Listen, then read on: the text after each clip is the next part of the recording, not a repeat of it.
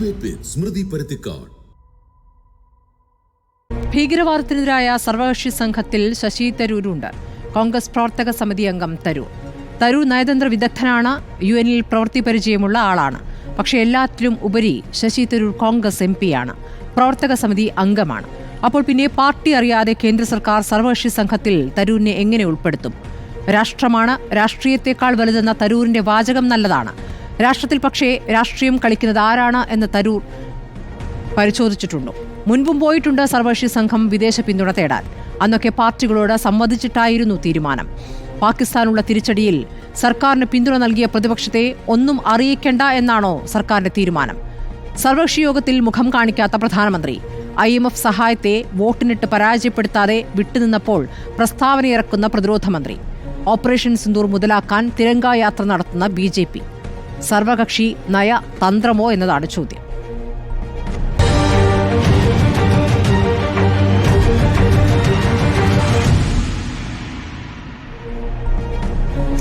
വിദേശകാര്യ വിദഗ്ധൻ മോഹൻ വർഗീസ്, രാഷ്ട്രീയ നിരീക്ഷകൻ N ശ്രീകുമാർ, രാഷ്ട്രീയ നിരീക്ഷകൻ അഡ്വക്കേറ്റ് ലാൽകുമാർ, BJP പ്രതിനിധി VV രാജേഷ് എന്നിവരാണ് ചർച്ചയിലുള്ളത്. ആദ്യം ഞാൻ രാഷ്ട്രീയ പ്രതികരണത്തിലേക്ക് പോവുകയാണ്. ശ്രീ VV രാജേഷ്, രാഷ്ട്രത്തെക്കാൾ വലുതല്ല രാഷ്ട്രീയം എന്നാണ് ശശി തരൂർ പറയുന്നത്. പക്ഷേ നിങ്ങൾ രാഷ്ട്രീയം കളിക്കുകയാണെന്ന് പ്രതിപക്ഷം പറയുന്നു.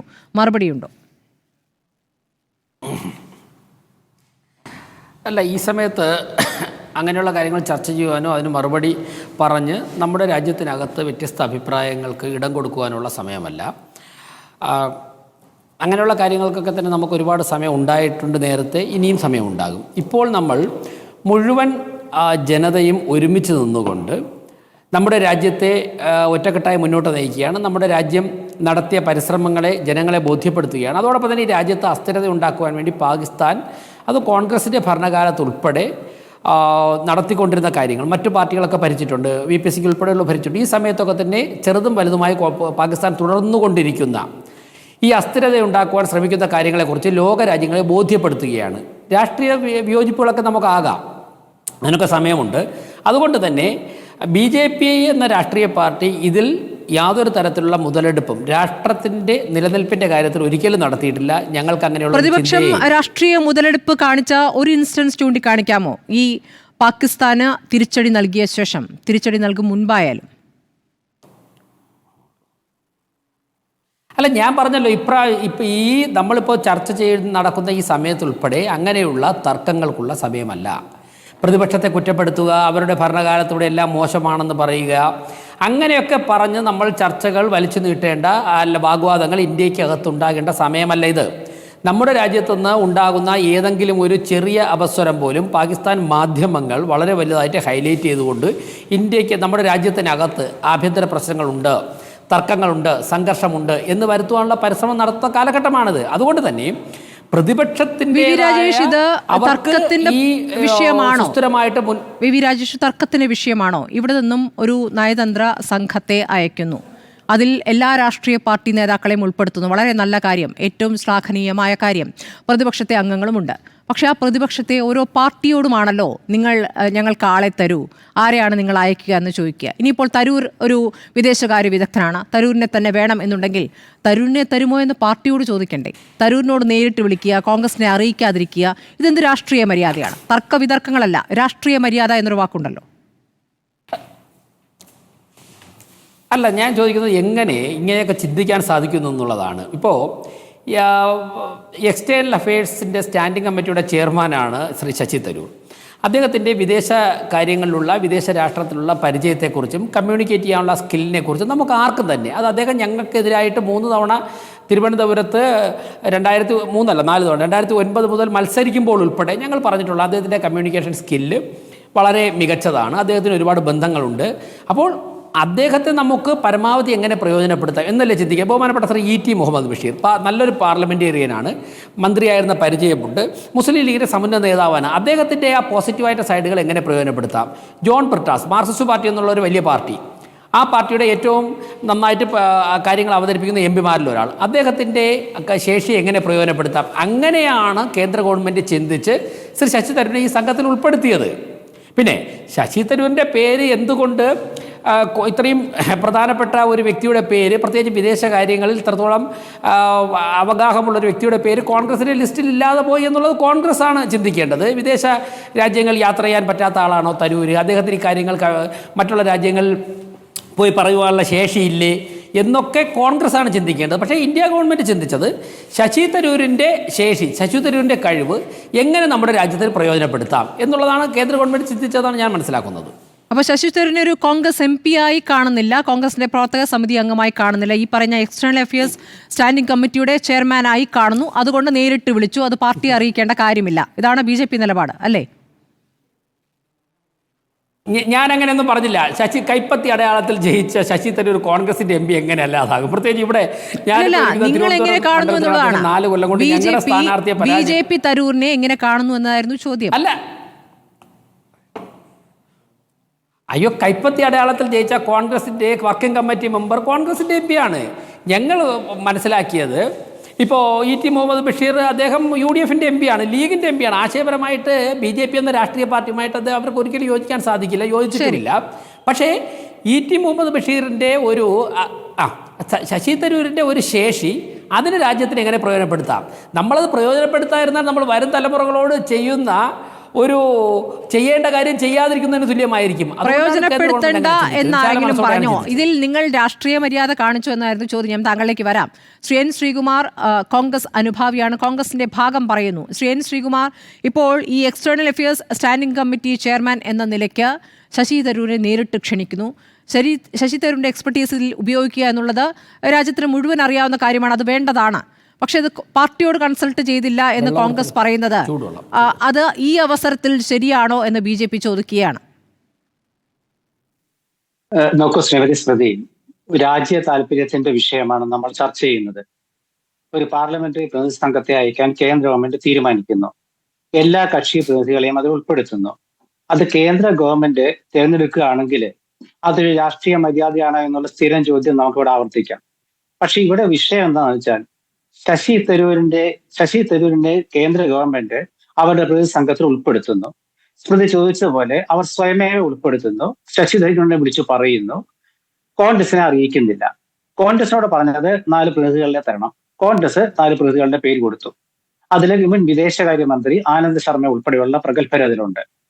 ഇവിടെ BJP കാണിക്കുന്ന ഒരു രാഷ്ട്രീയ മര്യാദയില്ലായ്മയുണ്ട്. അതായത് ഒരു രാഷ്ട്രീയ കക്ഷിയുടെ പ്രതിനിധിയെ BJP അല്ലല്ലോ തീരുമാനിക്കേണ്ടത്, അത് കോൺഗ്രസ് അല്ലേ. കോൺഗ്രസ് എന്ന് വെച്ചാൽ ദേശീയ തലത്തിൽ ഇന്ത്യ ഭരിച്ച ഇപ്പോൾ മുഖ്യ പ്രതിപക്ഷ നേതാവിന്റെ പാർട്ടിയാണ്. രാഹുൽ ഗാന്ധിയോട് പ്രതിപക്ഷ നേതാവിനോട് സാധാരണഗതിയിൽ ഈ വിദേശ രാജ്യങ്ങളിൽ പോകുമ്പോൾ അതൊരു ഒരു സാധാരണഗതിയിൽ ഒരു സംഭാഷണം നടത്തേണ്ടതല്ലേ. മുംബൈ ആക്രമണകാലത്തിൽ ഇതുപോലെ മൻമോഹൻ സിംഗ് വിദേശത്തേക്ക് പ്രതിസംഘത്തെ അയച്ചിട്ടുണ്ട്, അന്നൊന്നും ഈ വിവാദം ഉണ്ടായിട്ടില്ലല്ലോ. അപ്പൊ ഇവിടെ ചർച്ചകൾ വരുന്നത് ശശി തരൂരിനെ എതിരാണോ കോൺഗ്രസ് എന്നുള്ളതാണ്. ശശി തരൂരിനെതിരല്ല ഇവിടെ കോൺഗ്രസ്. ഇവിടെ കോൺഗ്രസ് BJPയുടെ രാഷ്ട്രീയ താല്പര്യത്തിനെതിരാണ്. കാരണം കോൺഗ്രസിന് ശശി തരൂരിന്റെ നിലപാടുകൾ നമുക്കറിയാം. ആ നിലപാടുകൾ ഞാൻ അവിടെ വിവരിക്കുന്നില്ല. ആ നിലപാടുകൾ മറയാക്കിക്കൊണ്ട് എങ്കിൽ പിന്നെ ഈ ഒരു അവസരവും കോൺഗ്രസിന്റെ അസ്വസ്ഥത സൃഷ്ടിക്കാൻ ഉപയോഗപ്പെടുത്താം എന്ന് കേന്ദ്രം ഭരിക്കുന്ന BJP ചിന്തിച്ചിട്ടുണ്ടെങ്കിൽ ഇവിടെ ഈ സൈന്യത്തിന് കോൺഗ്രസ് പൂർണ്ണ പിന്തുണ നൽകിയതും മോദി ഗവൺമെന്റിന് പൂർണ്ണ പിന്തുണ നൽകിയതും ഒക്കെ ഒരു നിമിഷം കൊണ്ട് മറക്കുകയാണ്. സങ്കുചിത രാഷ്ട്രീയത്തെ ഇങ്ങനെ ചില സന്ദർഭങ്ങളിൽ BJP പുണരുന്നത് രാജ്യ താല്പര്യത്തിനെതിരെ തന്നെയാണ്, സംശയമൊന്നും വേണ്ടാത്ത കാര്യമാണ്. കാരണം പ്രതിപക്ഷത്തിന്റെ നേതാവ് രാഹുൽ ഗാന്ധി അല്ലേ, ആ രാഹുൽ ഗാന്ധിയുടെ പാർട്ടിയിൽപ്പെട്ട ആളല്ലേ ശശി തരൂര്. അപ്പൊ ശശി തരൂര് ഈ വിഷയത്തില് എടുത്ത ചില നിലപാടുകളുണ്ട്. ഈ വിഷയത്തിൽ മാത്രമല്ല മുൻകാലങ്ങളിൽ എടുത്ത നിലപാടുണ്ട്. അത് വേറെ പ്രശ്നങ്ങളാണ്. എല്ലാം കൂടെ നമ്മൾ ഒരുമിച്ച് ചർച്ച ചെയ്യേണ്ട കാര്യമില്ല. ഇക്കാര്യത്തിൽ മാത്രം നമ്മൾ ചർച്ച ചെയ്യുകയാണെങ്കിൽ ഇവിടെ ശശി തരൂരിനെ കേന്ദ്ര ഗവൺമെന്റ് അവർ സ്വന്തമായി നിയോഗിക്കുമ്പോൾ അങ്ങനെ പറയാം. രാഹുൽ ഗാന്ധിയെയോ കോൺഗ്രസ് അധ്യക്ഷനെ വിളിച്ച് പറയാം, ഞങ്ങൾ ഇങ്ങനെ ശശി തരൂരിനെ, കാരണം ഇപ്പൊ BJP പറയുന്ന ശശി തരൂരാണ് ഏറ്റവും മിടുക്കൻ എന്നുള്ളതാണ്. ശരി തന്നെയാണ്, സംശയമില്ലാത്ത കാര്യമാണ്. പക്ഷെ അങ്ങനെയാണെങ്കിൽ രാഷ്ട്രീയത്തിൽ മര്യാദ എന്നൊരു സംഭവം ഉണ്ടല്ലോ. സാധാരണ BJP സമ്മതിക്കോ? കോൺഗ്രസ് ആണ് ഭരിക്കുന്നതെങ്കിൽ BJPയോട് ചോദിക്കുക, അതൊരു ഒരു BJP നേതാവിനെ സംഘത്തിൽ ഉൾപ്പെടുത്തിയാല് ഇപ്പോൾ കിരൺ റിജിജു ആണല്ലോ പാർലമെന്ററി കാര്യമന്ത്രിയാണ് ഈ പറഞ്ഞ നേതാക്കളെയൊക്കെ വിളിക്കുന്നത്. അപ്പോൾ അതത് പാർട്ടി നേതൃത്വത്തെ വിളിച്ചിട്ട് നിങ്ങൾ കുറച്ച് ആൾക്കാരെ തരൂ എന്ന് ആവശ്യപ്പെടുകയാണോ ഉണ്ടായിട്ടുള്ളത്? എന്താണ് താങ്കളുടെ ഒരു ബോധ്യം എന്താണ്? ഇപ്പോൾ CPM-ന്റെ കാര്യത്തിൽ MA ബേബിയെ വിളിച്ചിട്ടാണോ ബ്രിട്ടാസിനെ തരൂ എന്ന് പറഞ്ഞത് എന്നൊരു സംശയമോടെ നിൽക്കുന്നു. ഈ തരൂരിന്റെ വിഷയം വരുമ്പോൾ മാത്രം അത് വിവാദമാവുകയാണോ? അല്ല, കോൺഗ്രസിനോട് പേര് പറയാൻ പറഞ്ഞുകൊണ്ടാണല്ലോ കോൺഗ്രസ് 4 പേരുടെ പേര് കൊടുത്തത്. വെറുതെ കോൺഗ്രസ് കൊടുക്കില്ലല്ലോ. അതിപ്പോ കോൺഗ്രസിനോട് ആരാണ് ആവശ്യപ്പെട്ടതെന്നോ അതൊക്കെ നമുക്ക് സാധാരണ ആലോചിച്ചറിയാമല്ലോ. കേന്ദ്ര ഗവൺമെന്റ് പ്രതിസംഘത്തെ അയക്കുമ്പോൾ അവർക്ക് ഇഷ്ടമുള്ള പ്രതിപക്ഷ നേതാക്കളെയാണോ തിരഞ്ഞെടുക്കുക? കോൺഗ്രസ് ഇക്കാര്യത്തിൽ കോൺഗ്രസിന്റെ അഭിപ്രായമുണ്ട്, കോൺഗ്രസിന് താല്പര്യമുള്ളവരുണ്ട്. കോൺഗ്രസ് പറയാണ്, ആനന്ദ് ശർമ്മ മുൻ വിദേശകാര്യ സഹമന്ത്രി കുറെ കാലം പ്രവർത്തിച്ച ഒരാളാണ്, ക്യാബിനറ്റ് റാങ്കിൽ ഉണ്ടായിരുന്ന ഒരാളാണ്, അദ്ദേഹം പോട്ടെ എന്ന് കോൺഗ്രസ് തീരുമാനിച്ചെന്ത് ചെയ്യും? പക്ഷെ ഇവിടെ BJP ശശി തരൂരിനെ, അതായത് ശശി തരൂരിന്റെ നിലപാടുകളെ BJPക്ക് അറിയാം. ആ നിലപാട് വെച്ചുകൊണ്ട് കഴിഞ്ഞ ഇന്ദിരാഗാന്ധിയുടെ കാലത്തുണ്ടായ യുദ്ധവും ഇപ്പോഴത്തെ യുദ്ധവും തമ്മിൽ കോൺഗ്രസ് പറഞ്ഞതല്ലല്ലോ ശശി തരൂർ പറഞ്ഞത്. അപ്പൊ അതൊക്കെ വെച്ചുകൊണ്ട് എങ്കിൽ പിന്നെ ഒരു അസ്വസ്ഥത കോൺഗ്രസിൽ ഉണ്ടാക്കാം എന്ന് ചിന്തിച്ചത് വളരെ മോശമായി പോയില്ലേ? കാരണം എല്ലാവരും ഒറ്റക്കെട്ടായിട്ട് നിൽക്കുക. അതിനിടയ്ക്ക് ഒരു നിസാര കാര്യം, സംഗതി കേന്ദ്ര ഒരു പ്രതിസംഘം വിദേശത്തേക്ക് പോകുന്നത് സാധാരണ രീതിയിൽ വലിയൊരു രാഷ്ട്രീയമായ ചർച്ചയും ചെയ്യേണ്ട കാര്യമില്ല. പ്രതിസംഘം പോകുന്നു, എല്ലാ രാഷ്ട്രീയ കക്ഷി പ്രതികളെയും വിളിക്കുന്നു. ശരി, ഇവിടെ MA ബേബിയോട് ചോദിച്ചു, പാർട്ടി ജനറൽ സെക്രട്ടറിയാണ് CPM-ന്റെ ഈ വിഷയം. അപ്പൊ MA ബേബി എന്താ പറഞ്ഞത്? അത് കേന്ദ്ര ഗവൺമെന്റും കോൺഗ്രസും തരൂരും തമ്മിലുള്ള വിഷയമാണെന്ന്. ജോൺ ബ്രിട്ടാസിനോട് ചോദിച്ചു. അപ്പൊ ജോൺ ബ്രിട്ടാസ് എന്താ പറഞ്ഞത്? അത് കോൺഗ്രസിനോട് ചോദിക്കേണ്ടതായിരുന്നു. ഇങ്ങനെ അഭിപ്രായ ഭിന്നതകൾ എല്ലാവർക്കും ഉണ്ട്, കൃത്യമായിട്ട് ആരും പറയുന്നില്ല. പക്ഷെ ശശി തരൂര് കോൺഗ്രസിന്റെ MP ആണ്. ശശി തരൂര് അതിലുപരി കോൺഗ്രസിന്റെ വർക്കിംഗ് കമ്മിറ്റി മെമ്പറാണ്. അങ്ങനെയാണെങ്കിൽ ശശി തരൂരിനെ കേന്ദ്രമന്ത്രി കിരൺ റിജിജു വിളിക്കുമ്പോൾ അദ്ദേഹം പാർട്ടി അറിയിച്ചു എന്നാണ് പറയുന്നത്. എങ്കിൽ പാർട്ടിയുടെ അനുമതിക്ക് കാത്തു നിൽക്കണ്ടേ? അല്ലെങ്കിൽ ഈ വിദേശ കാര്യങ്ങളില് അഭിരമിക്കുന്ന ഒരാളാണ് ശശി തരൂര്. അദ്ദേഹത്തിന്റെ അതിന് നമ്മൾ കുറ്റം പറയാൻ പറ്റില്ല. അദ്ദേഹത്തിന് വലിയ താല്പര്യമുള്ള ഒരാളാണ് ഈ വക വിഷയങ്ങളിൽ. അപ്പൊ ആ താല്പര്യമുള്ള വിഷയങ്ങളിൽ അദ്ദേഹത്തിന് കൂടുതൽ താല്പര്യങ്ങൾ ഉണ്ടാകുമ്പോൾ ഇതിന്റെ കൂടെ പോകാൻ താല്പര്യം ഉണ്ടാവും. അപ്പൊ പറയാമല്ലോ പാർട്ടിയോട്, എനിക്കിങ്ങനെ പോയാൽ കൊള്ളാമെന്നുണ്ട്. അപ്പോൾ പാർട്ടികളുടെ തീരുമാനം എടുക്കുമായിരിക്കും. പക്ഷെ ഇതിലെന്താണ്? പാർട്ടി നിലപാടുകളെ എതിരഭിപ്രായം പറഞ്ഞു. പാർട്ടി നിലപാട് വളരെ പ്രധാനപ്പെട്ട നിലപാട് കോൺഗ്രസ് പറഞ്ഞിരുന്നല്ലോ. 1900 ബംഗ്ലാദേശ് യുദ്ധകാലത്തെ ഇന്ദിരാഗാന്ധിയുടെ നിലപാടും ഇപ്പോഴത്തെ നിലപാടും. ഇതിൽ ശശി തരൂർ എന്താ പറഞ്ഞത്? രണ്ടും രണ്ടാണെന്നല്ല പറഞ്ഞത്. അവിടെ കോൺഗ്രസ് അദ്ദേഹത്തെ വർക്കിംഗ് കമ്മിറ്റിയെ വിളിച്ചു വരുത്തി അദ്ദേഹത്തോട് പറഞ്ഞു, നിങ്ങൾ പാർട്ടിക്കൊപ്പം നിൽക്കണം എന്ന് പറഞ്ഞതല്ലേ. അപ്പൊ ഇതൊക്കെ കേൾക്കുന്ന ശശി തരൂര് ഇന്ന് അദ്ദേഹം പറഞ്ഞൊരു വാദമുണ്ട്, നിങ്ങളെ ശ്രദ്ധിച്ചോ അറിയില്ല. കേരളത്തിലെ കോൺഗ്രസ് നേതാക്കളെയും പ്രവർത്തകരെയും, അത് ശശി തരൂരിനെ കൂടുതൽ അറിയുന്നവര്, ആ മലയാളത്തിലാണ് പറഞ്ഞത്. അദ്ദേഹം പറഞ്ഞത് എന്താണ്? അവര് എന്ന് വെച്ചാൽ ആരാണത്? കോൺഗ്രസിന് അതെ അദ്ദേഹം പറഞ്ഞതാണ്, കോൺഗ്രസിന് അവരുടെ അഭിപ്രായമുണ്ട്. അങ്ങനെയാണോ പറയേണ്ടത് വർക്കിംഗ് കമ്മിറ്റി മെമ്പർ? അദ്ദേഹത്തിന്റെ പാർട്ടിയല്ലേ കോൺഗ്രസ്. ഞാൻ കോൺഗ്രസ് വർക്കിംഗ് കമ്മിറ്റി മെമ്പറാണ്, ഞാൻ ഈ വിഷയം കോൺഗ്രസ് നേതൃത്വത്തിൽ ഉന്നയിക്കാം, ഇങ്ങനെ സംഭവം, ഇങ്ങനെ ഒരു വിവാദം ഉണ്ടായത് എന്ന് പറഞ്ഞാൽ കോൺഗ്രസിന് അദ്ദേഹത്തെ വിടാൻ ഒരു മടിയും ഉണ്ടാവില്ല. പക്ഷേ BJP കോൺഗ്രസിനെ ഭരിക്കരുത്, അവിടെയാ വിഷയം. കോൺഗ്രസിന്റെ പ്രതിനിധി ആരാവണമെന്ന് BJP തീരുമാനിക്കരുത്. അത് പക്ഷേ ഈ രാജേഷിനോട് പറയാൻ, രാജേഷിന് അറിയാതെ അത് ചെയ്ത തെറ്റാന്ന് രാജേഷിന് അറിയാം. അതുകൊണ്ടാണ് രാജേഷ് വിഷയത്തിലേക്ക് വേറെ ചെറുത് കടത്തിക്കൊണ്ടുവന്നത്. ഒരു രാഷ്ട്രീയ മര്യാദ നമ്മൾ എപ്പോൾ പറയുന്നുണ്ടെങ്കിലും ഇത് സാമാന്യ മര്യാദയാണ്. അതായത് CPM-ൽ നിന്ന് ആര് പോകണമെന്ന് CPM തീരുമാനിക്കുക. ഇത് മുമ്പൊരു ഘട്ടത്തിൽ, ഞാൻ ഇതിലേക്ക് കൂട്ടിക്കടത്താൻ ഉദ്ദേശിക്കുന്നില്ല. കേരളത്തിൽ ഇങ്ങനെ സംഭവം ഉണ്ടായി, ഓർമ്മയുണ്ടാവും. ഞാൻ ഇതിലേക്ക് വരുന്നില്ല, കാരണം അത് ഇതിലേക്ക് കൂട്ടിക്കടത്ത ഈ വിഷയത്തിന്റെ ഗൗരവം പോകും. അപ്പൊ ഒരു പാർട്ടിയിലത്തെ ഒരു പ്രതിനിധിയെ ഏതെങ്കിലും പാർട്ടി അവരുടെ സമ്മേളനത്തിലേക്കോ വല്ലതും വിളിക്കുകയാണെങ്കിൽ ആ ബന്ധപ്പെട്ട കക്ഷികളോട് ചോദിക്കണം. ഇപ്പൊ കേരളത്തിലാണെങ്കിൽ കോൺഗ്രസ് ഒരു പരിപാടി നടത്തുകയാണെങ്കിൽ CPM-ന്റെ ആളെ ക്ഷണിക്കുകയാണെങ്കിൽ CPM-നോട് ചോദിക്കണം. അതുപോലെ CPM ഒരു പരിപാടി നടത്തുകയാണെങ്കിൽ കോൺഗ്രസിന്റെ ആളെ ക്ഷണിക്കുകയാണെങ്കിൽ കോൺഗ്രസിനോട് ചോദിക്കണം. അല്ലാണ്ട് കോൺഗ്രസിനെ ഏതെങ്കിലും ഘട്ടത്തിൽ വിമർശിച്ച ഒരാളെ വിളിച്ചിട്ട് അതാണ് കോൺഗ്രസ് എന്ന് പ്രതിനിധി എന്ന് പറയുന്നത് ശരിയല്ല. അതാണ് ഇവിടെ സംഭവിച്ചിരിക്കുന്നത്. സംസ്ഥാന തലത്തിലും ദേശീയ തലത്തിലും ഇങ്ങനെ സംഭവിക്കാറുണ്ട്. പക്ഷെ ഇത് വിഷയം ഗൗരവമുള്ളതാണ്. എന്താണ് ഗൗരവമുള്ള വിഷയം എന്ന് വെച്ചാൽ കോൺഗ്രസിന്റെ നിലപാടുണ്ട്. കോൺഗ്രസിന്റെ നിലപാട്, അതായത് വിദേശ നയത്തില് ഇന്ത്യൻ നാഷണൽ കോൺഗ്രസിന്റെ വിദേശ നയം പറയും. ചോദിക്കൂ രാജേഷ്. ഈ സമയത്ത് റിലവൻസ്, ഈ സമയം ഒറ്റ ചോദ്യം മാത്രം, കൂടുതൽ സമയം എടുക്കില്ല.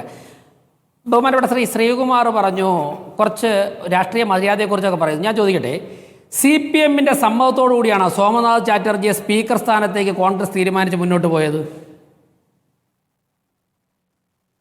അല്ല, അതായത് ഞാൻ പറഞ്ഞ കാര്യം മനസ്സിലായില്ല. ആഭ്യന്തര രാഷ്ട്രീയത്തിലെ ചലനങ്ങളും എല്ലാ സർവകക്ഷികളും ഒറ്റക്കെട്ടായി, എല്ലാ രാഷ്ട്രീയ കക്ഷികളും ഒറ്റക്കെട്ടായി രാജ്യത്തിന് വേണ്ടി നിൽക്കുമ്പോൾ എടുക്കുന്ന തീരുമാനം രണ്ടും രണ്ടല്ലേ? ഇതൊരു മറ്റൊരു വിഷയമാണെന്നാണല്ലോ BJP ആവർത്തിച്ച് പറഞ്ഞുകൊണ്ടിരിക്കുന്നത്. ഇപ്പോൾ ഒന്നും മിണ്ടരുത്, സമയമായില്ല എന്നാണ് നിങ്ങളും പറയുന്നത്.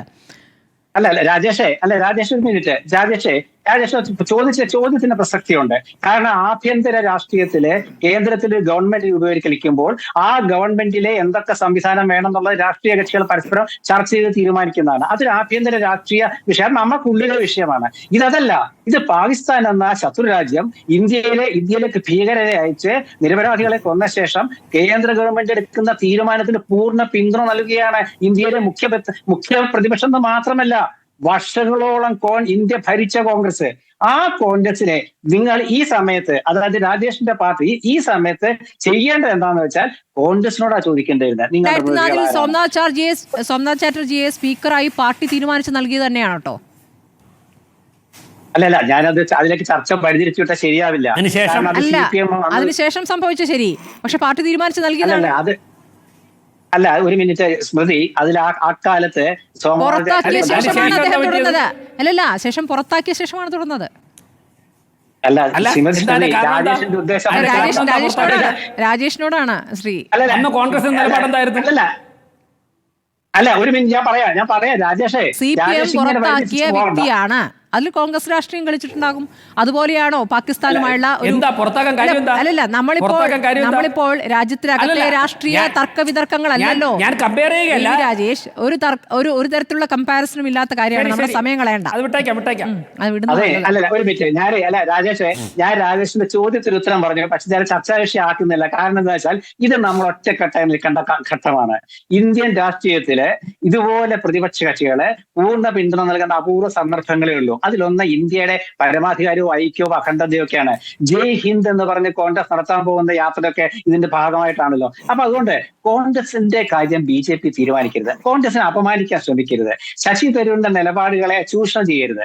ഇവിടെ ശശി തരൂരിന്റെ മറ്റു നിലപാടുകളും അതാണ് ഇവിടെ കൂട്ടിക്കലർത്താത്തത്. പക്ഷെ ശശി തരൂര് അദ്ദേഹം വിചാരിക്കേണ്ട കാര്യം ഉണ്ടായിരുന്നു. അദ്ദേഹം വർക്കിംഗ് കമ്മിറ്റി മെമ്പറാണ്. കോൺഗ്രസ് അവരുടെ എന്ന് പറയുമ്പോൾ ശശി തരൂർ അന്യനായി മാറുകയാണ് ഇവിടെ. അത് എന്തുകൊണ്ടാണെന്ന് ശശി തരൂർ ചിന്തിച്ചോ അതോ അദ്ദേഹത്തിന്റെ ഭാഷാപരമായ ശൈലിയിലെ വ്യത്യാസമാണെന്ന് അറിയില്ല. എന്തായാലും അദ്ദേഹം ഇന്ന് മലയാളത്തിൽ പറഞ്ഞത് കോൺഗ്രസ് അവരുടേതാണ്, വർക്കിംഗ് കമ്മിറ്റി മെമ്പറാണ് പറഞ്ഞത്. ഒരിക്കലും കോൺഗ്രസ് പ്രവർത്തകർ അങ്ങനത്തെ ഒരു മനോഭാവം ശശി തരൂരിൽ നിന്നും പ്രതീക്ഷിച്ചിട്ടില്ല. ഒപ്പം തന്നെ BJPയുടെ ഈ രാഷ്ട്രീയ നീക്കത്തിനെയാണ് കോൺഗ്രസ് ജയറാം രമേശ് പേര് പുറത്തുവിട്ടത്.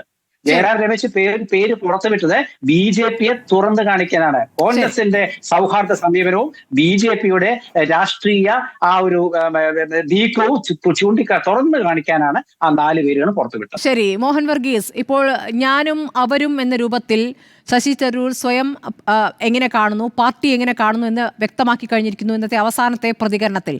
ഈ സമയം ഇത്രയായിട്ടും ഈ നിമിഷം വരെ തന്നെ ഇങ്ങനെ കേന്ദ്ര സർക്കാർ ഇതിൽ ക്ഷണിച്ചിട്ടുണ്ട്, ഈ ദൗത്യ സംഘത്തെ നയിക്കാൻ തന്നെ ഏൽപ്പിച്ചിട്ടുണ്ട് എന്നുള്ള കാര്യം പാർട്ടിയോട് ഈ സമയം എത്രയായിട്ടും ശശി തരൂർ പറഞ്ഞിട്ടില്ല. അപ്പോൾ എന്താണ് ശശി തരൂർ ഉദ്ദേശിക്കുന്നത്, ശശി തരൂരിനെ കൊണ്ട് കേന്ദ്ര സർക്കാർ ഉദ്ദേശിക്കുന്നത്? സ്മൃതി, ശശി തരൂരിന് ലഭിച്ച ക്ഷണത്തിൻ്റെ കാറ്റഗറിയാണ് ഇവിടെ ഒരു പക്ഷേ ചർച്ചാ വിഷയമാകേണ്ടത്. ശശി തരൂർ ഓട്ടോമാറ്റിക് പിക്ക് എന്ന നിലയിലാണ് ഗവൺമെൻറ് ഓഫ് ഇന്ത്യ ഒരു പക്ഷേ കരുതിയത്. ഒരു പക്ഷേ അങ്ങനെയാണ് വരേണ്ടതും. അതായത് ആരാണോ പാർലമെൻറ്റിൻ്റെ വിദേശകാര്യ സ്റ്റാൻഡിംഗ് കമ്മിറ്റി ചെയർമാൻ, അദ്ദേഹം automatically he gets picked up automatically. അങ്ങനെ തരൂറിനൊരു ചാൻസ് ഉണ്ട്. പക്ഷെ അദ്ദേഹം കോൺഗ്രസ്സുകാരനാണ്. അദ്ദേഹം വിദേശകാര്യ സ്റ്റാൻഡിംഗ് കമ്മിറ്റി ചെയർമാൻ ആയത് കോൺഗ്രസിൻ്റെ നോമിനി എന്ന രീതിയിൽ തന്നെയാണ്. അതുകൊണ്ട് ധാർമ്മികമായി തരൂറിന് കോൺഗ്രസ് നേതൃത്വത്തോട് പറയാമായിരുന്നു, ഇങ്ങനെ ഗവൺമെൻറ് ഓഫ് ഇന്ത്യ എനിക്കിങ്ങനെ ഒരു വാഗ്ദാനം നൽകിയിട്ടുണ്ട്, ഇന്ത്യയെ റെപ്രസെൻറ്റ് ചെയ്യുക, ഇന്ത്യയെ ഷോക്കേസ് ചെയ്യുക, അതിന് ഞാൻ ഉചിതനാണ് എന്ന് കണ്ടെത്തി, അതുകൊണ്ട് അതിനുള്ള കാര്യം അറിയിക്കുന്നു. അല്ലാതെ അനുവാദം ചോദിക്കേണ്ട കാര്യമില്ല. കാരണം കോൺഗ്രസിൻ്റെ ലിസ്റ്റിൽ അദ്ദേഹത്തിൻ്റെ പേരില്ല എന്നതുകൊണ്ട് കോൺഗ്രസിൻ്റെ അനുവാദം ചോദിക്കേണ്ട കാര്യമില്ല. ഇനി ഇതിൻ്റെ കാര്യത്തിലേക്ക് വരാം. ഇവിടെ സ്മൃതി, ഇവിടെ 2 കാര്യങ്ങളുണ്ട്. ഒന്ന് പ്രോസസ്, 2 ഔട്ട്കം. എന്തിനു വേണ്ടിയാണ് ഈ എക്സസൈസ് മുഴുവൻ? It is for a beautiful glorious outcome. ഇന്ത്യയെ വിദേശ രാജ്യങ്ങളിൽ ഷോക്കേസ് ചെയ്യുക, ഇന്ത്യ എടുത്ത നിലപാടുകൾ വ്യക്തമാക്കുക. അതിൻ്റെ പിന്നിലെ ഒരു ശാസ്ത്രമുണ്ട്, രീതിശാസ്ത്രമുണ്ട്, ന്യായമുണ്ട്. ആ ന്യായം ലോകരാജ്യങ്ങളെ ബോധിപ്പിക്കുക. അതുമാത്രമല്ല, കാശ്മീർ വിഷയം ഉഭയകക്ഷി അടിസ്ഥാനത്തിൽ പരിഹരിക്കേണ്ട വിഷയമോ അന്താരാഷ്ട്ര അടിസ്ഥാനത്തിൽ പരിഹരിക്കേണ്ട വിഷയമോ അല്ല. കാരണം കാശ്മീർ ഇന്ത്യയുടെ ആഭ്യന്തര ഒരു വിഷയം തന്നെയാണ്. അതുകൊണ്ട് അതേക്കുറിച്ച് ലോകരാഷ്ട്രങ്ങൾ അല്ലെങ്കിൽ നേതാക്കൾ ട്രംപ് അഭിപ്രായം പറയുന്നത് പോലെ കയറി അഭിപ്രായം പറയാതിരിക്കുക. Objective number 1. 2, ഇന്ത്യ എടുത്ത ചില നിലപാടുകൾ, തീവ്രവാദത്തിനെടുത്ത ചില നിലപാടുകൾ വിശദീകരിക്കുക. പഹൽഗാം ആക്രമണത്തിന് ഉള്ള പരിഹാരം അല്ലെങ്കിൽ ഒരു റെസ്പോൺസ് എന്ന നിലയിൽ ഓപ്പറേഷൻ സിന്ധൂർ അത് നടത്തിയതിന്റെ ഒരു ഓപ്പണായിട്ട് ഒന്നും മറച്ചു വെക്കാനില്ല. ഇതാണ് മോഹൻ വർഗീസ്. ഇത് നോക്കൂ, ഇതിനു മുമ്പും ഇതൊന്നും നടാടെ നടക്കുന്ന കാര്യങ്ങളൊന്നും അല്ലല്ലോ ശ്രീ മോഹൻ വർഗീസ്. ഇതിനു മുമ്പും ഇന്ത്യ പാക് സംഘർഷങ്ങൾ ഉണ്ടായിട്ടുണ്ട്. ഇതിനു മുമ്പും ഇവിടെ നിന്ന് സർവകക്ഷി സംഘം പോയിട്ടുണ്ട്.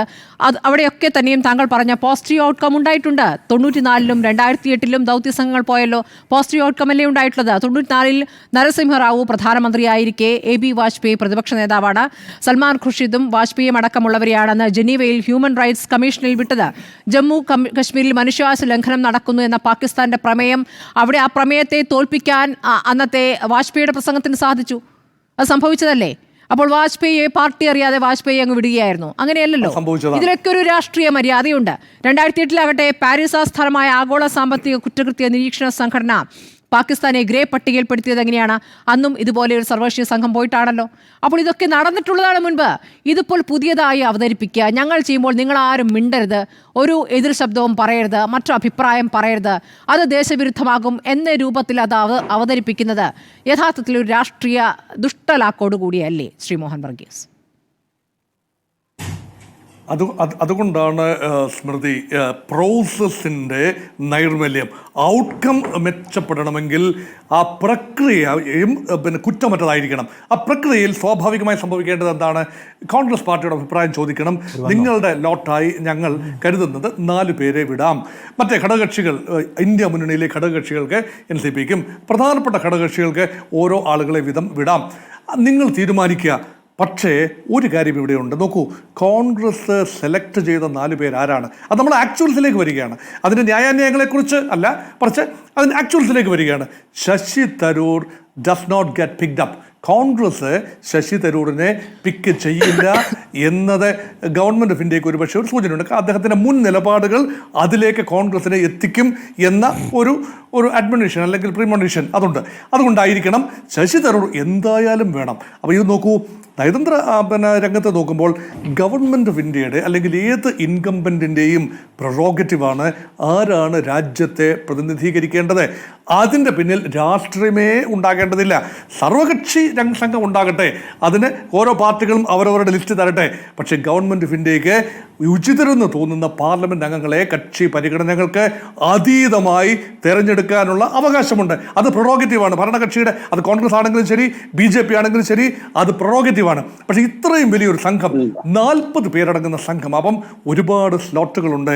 ഈ 40 പാർലമെന്റേറിയൻസിന്റെ സ്ലോട്ടിനുള്ളിൽ തരൂർ വന്നില്ല എങ്കിൽ ആരുടെയെങ്കിലും ഒരു സ്ലോട്ടിൽ വരണമല്ലോ. തരൂർ വരേണ്ടതാണെന്ന കാര്യത്തിൽ തർക്കമില്ല ശ്രീ മോഹൻ വർഗീസ്. തരൂർ വരേണ്ടതാണെന്ന കാര്യത്തിൽ തർക്കമില്ല. BJPക്ക്, കേന്ദ്ര സർക്കാരിന് ഇക്കാര്യത്തിൽ തരൂരടക്കം നിങ്ങൾ നൽകാൻ പോകുന്ന ആളുകളുടെ ലിസ്റ്റ് തരൂ, അല്ലെങ്കിൽ തരൂരിനെ വേണമെന്ന് ആവശ്യപ്പെടാമല്ലോ. അതെന്തുകൊണ്ട് കോൺഗ്രസിനോട് ആവശ്യപ്പെടുന്നില്ല എന്നുള്ളതാണ് ചോദ്യം. അതിന് കാരണം പല ഘട്ടങ്ങളിലായി തരൂർ മോദിയെ പുകഴ്ത്തുന്നു, പല ഘട്ടങ്ങളിലായി കോൺഗ്രസിനെ പ്രതിരോധത്തിലാക്കുന്നു. എന്തിനായി പാക് സംഘർഷത്തിനിടയിൽ തന്നെ 71 അല്ല 2025 എന്നെന്തിനാണ് പറയുന്നത്? 71 അല്ല 2025 എന്നെല്ലാവർക്കും അറിയുന്നതാണല്ലോ. അന്ന് എന്ത് സമീപനമാണ് അമേരിക്കയുമായി ബന്ധപ്പെട്ട് ഇവിടെ കേന്ദ്ര സർക്കാർ എടുത്തത്? നിങ്ങൾ ഇടപെടേണ്ടതില്ല എന്ന് തുറന്നു പറയാൻ കഴിയുന്ന ഒരു പ്രധാനമന്ത്രി ഇവിടെ ഉണ്ടായിരുന്നു. ഇവിടെ വരികൾക്കിടയിലൂടെ ഒളിപ്പിച്ച് പറഞ്ഞിട്ടുണ്ട് എന്ന് പറഞ്ഞിട്ട് കാര്യമില്ല. അമേരിക്ക ഇടപെടേണ്ടതില്ല എന്ന് പറയാം. അതങ്ങനെ ആ വരിയായി പ്രധാനമന്ത്രി എന്ന് കേൾക്കാൻ രാജ്യം ആഗ്രഹിക്കുന്നുണ്ട് മോഹൻ വർഗീസ്. അത് പിന്നിൽ എന്ത് നയതന്ത്രമാണുള്ളത്?